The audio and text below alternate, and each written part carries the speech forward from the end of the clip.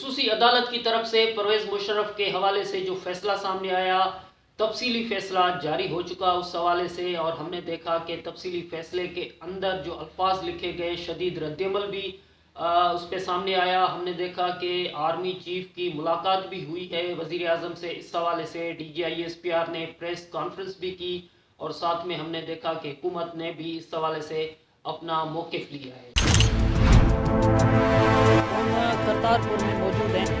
5 سال سے وہ یہیں پہ ہوں۔ مجھے حیرانگی ہے اگر وہ 5 سال سے وہاں تھا۔ گرفتار ہوئی، سپریم کورٹ میں چلے گئے تھا۔ وزیر اعظم ملک میں انصاف قائم کرتا ہے۔ D G I S P R کی پریس کانفرنس میں جو موقف D G I S P R نے اختیار کیا ہے وہ بڑا موقف اس حوالے سے بھی کہا جا سکتا ہے کہ D G I S P R نے پرویز مشرف کے حوالے سے پہلے ہی ظاہر ہے، جیسے D G I S P R نے بذات خود کہا کہ ہمیں 17 تاریخ کو جو فیصلہ آیا، خدشات کا اظہار کیا گیا، وہی خدشات درست ثابت ہوئے، اور ساتھ میں جو الفاظ فیصلے کے اندر لکھے گئے کہ پرویز مشرف صاحب اگر زندہ نہیں رہتے تو ڈی چوک پہ ان کا لاش لا کے ان کو 3 دن تک ڈی چوک پہ ان کا لاش لٹکا دیا جائے، پھانسی دی جائے، یہ وہ الفاظ تھے جو صرف D G I S P R کی پریس کانفرنس کے اندر جن کا ایک حوالہ دیا گیا، لیکن باہر بھی ہم نے دیکھا کہ سویلین جہاں جہاں بھی یہ معاشرہ پاکستان کے اندر ہم نے دیکھا کہ جو یہ الفاظ پڑھ رہا تھا، تصور کر رہا تھا، وہ شدید رد عمل کا اظہار کر رہا تھا، جس کی وجہ سے ظاہر ہے کہ ایک رد عمل مکمل طور پہ سامنے بھی آ رہا تھا، سوشل میڈیا پہ بھی آ رہا تھا، اور ہم دیکھ رہے کہ تجزیوں کے اندر بھی یہ ایک بحث ہو رہی تھی اس حوالے سے کہ ایسے الفاظ لکھے جانے چاہیے تھے یا نہیں لکھے جانے چاہیے تھے۔ بہرحال D G I S P R نے جو پریس کانفرنس کی اور D G I S P R نے جو سابق صدر پرویز مشرف کو اون کیا، اور ساتھ میں D G I S P R نے جو موقف اختیار کیا، اس موقف کے اندر D G I S P R نے بہت سارے عوامل کا ذکر بھی کیا، اندرونی اور بیرونی خطرات کے حوالے سے بھی ذکر کیا۔ پرویز مشرف کیس کے کانٹیکسٹ کے اندر D G I S P R نے کیا کہا، آئیے سنتے ہیں۔ فیصلہ کے بعد جو 17 دسمبر کو مختصر فیصلہ آیا تھا، اس کے رسپانس میں جو خدشات کا اظہار کیا گیا تھا، وہ آج کے تفصیلی فیصلے سے وہ خدشات صحیح ثابت ہو رہے ہیں۔ آج کے فیصلے بالخصوص اس میں استعمال کیے گئے الفاظ انسانیت، مذہب، تہذیب اور کسی بھی اقدار سے بالاتر ہیں۔ اگر ہمیں تھریٹ کا پتہ ہے تو ہمارا رسپانس بھی ان پلیس ہے۔ اگر ہم بیرونی حملوں کا مقابلہ کر سکے، اندرونی جو دہشت گردی تھی اس کا مقابلہ کر سکے، تو انشاءاللہ جو موجودہ ڈیزائن ملک دشمن قوتوں کا چل رہا ہے اس کو بھی سمجھتے ہوئے اس کا مقابلہ کریں گے۔ جیسا کہ آرمی چیف نے کل S S G headquarters کے اور وہاں پہ کہا تھا کہ ہم نے اس ملک کو استحکام دینے کے لیے بہت لمبا سفر کیا ہے، بہت قربانیاں دی ہیں، عوام نے دی ہیں، اداروں نے دی ہیں، افواج پاکستان نے دی ہیں۔ اس استحکام کو ہم کسی بھی صورت ریورس نہیں ہونے دیں گے۔ ہم اپنے قدم جو بڑھتے ہوئے قدم ہیں ان کو پیچھے نہیں ہٹائیں گے، اور اندرونی اور بیرونی دشمنوں کو انشاءاللہ ناکام کریں گے۔ افواج پاکستان صرف ایک ادارہ نہیں ہے، یہ ایک خاندان ہے۔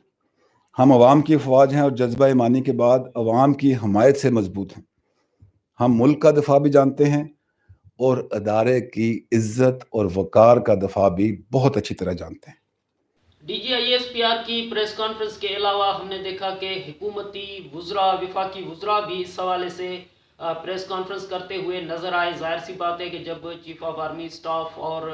وزیر اعظم صاحب کی ملاقات ہوئی، جس حوالے سے D G I S P R نے ذکر بھی کیا کہ وہ اپنا موقف دیں گے ملاقات کے حوالے سے، تو ہم آئیے سنیے کہ وفاقی وزراء اس حوالے سے کیا کہہ رہے ہیں۔ 66 پریزیڈنٹ اس ٹرائبونل کے جناب جسٹس وقار احمد سیٹھ صاحب نے تحریر کیا ہے، اور اس پیرا 66 میں انہوں نے یہ لکھا ہے کہ جتنی بھی لا انفورسمنٹ ایجنسیز ہیں ان کو یہ ہم ڈائریکشن دیتے ہیں کہ وہ مشرف صاحب کو اریسٹ کریں، اور اریسٹ کرنے کے بعد ان پہ قانون کے حساب سے پنشمنٹ دے، اور اگر ایسا نہ ہو سکے and if he is found dead تو ان کی لاش کو ڈی چوک میں 3 دن تک لٹکایا جائے، ہینگ کیا جائے۔ میری سمجھ میں نہیں آتا کہ اگر آرٹیکل 209 کو دیکھا جائے، اس کے 2 پیرائے ہیں مس کانڈکٹ کے، یا تو کسی کی انکمپٹنس ہو یا مینٹل کیپیسٹی ان کویسچن ہو۔ انکمپٹنس جو ہے، جو اس کے رولز بنے ہیں سپریم جوڈیشل کاؤنسل کے، اس کے اندر جسٹس افتخار چودھری کے زمانے میں یہ بات ڈال دی گئی تھی کہ انکمپٹنس بھی گراؤنڈ ہوگا آرٹیکل 209 کے لیے۔ میری گزارش یہ ہے آپ سے، ود ڈیو ریسپیکٹ تمام لوگوں سے، کہ فیڈرل گورنمنٹ نے یہ ڈیسائیڈ کیا ہے کہ جسٹس وقار احمد سیٹھ کی ان آبزرویشنز کو دیکھتے ہوئے federal government supreme judicial council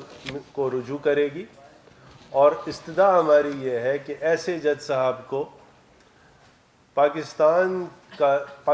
کی کسی ہائی کورٹ یا سپریم کورٹ کا جج ہونے کا کوئی اختیار نہیں ہے، ہی از انفٹ۔ تفصیلی فیصلہ دیکھتے ہیں، اس کے 2 حصے ہیں، لیکن جو پیرا 66 ہے اس میں تو قانون اور آئین کو بالکل بالائے طاق رکھ دیا گیا۔ کسی قانون کے تحت اس طرح کی بات آج 21ویں صدی میں کرنا یہ ممکن ہی نہیں ہے۔ آپ نے پاکستان کے قانون کو، شرعی قوانین کو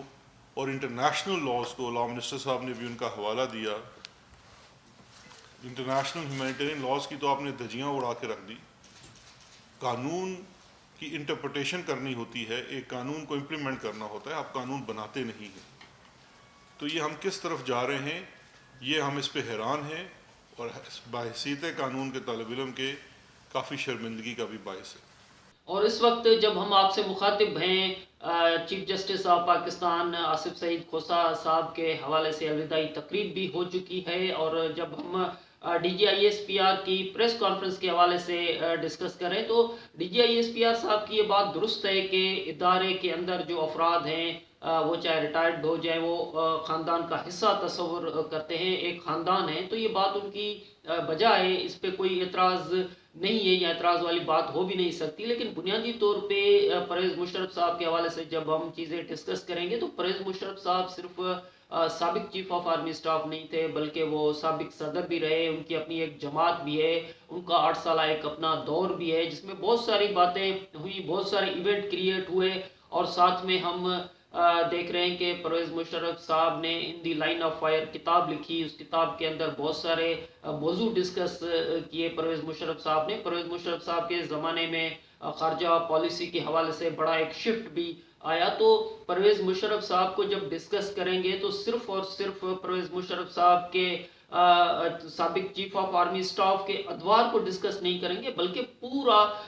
جو ان کا دور ہے، سیاسی دور بھی کہہ لیں، سابق صدر کا دور کہہ لیں، پارلیمنٹ کا، ظاہر ہے جب وہ سابق صدر تھے تو پارلیمنٹ کا حصہ تھے، تو وہ سب کچھ جو ہے وہ ڈسکس کے دائرے میں آئے گا۔ اور ظاہر سی بات ہے کہ جب جس ڈی چوک کا حوالہ جج صاحبان نے اپنے فیصلے کے اندر تحریر کیا ہے، تو اسی ڈی چوک میں سابق صدر پرویز مشرف صاحب، آپ کو یاد ہوگا کہ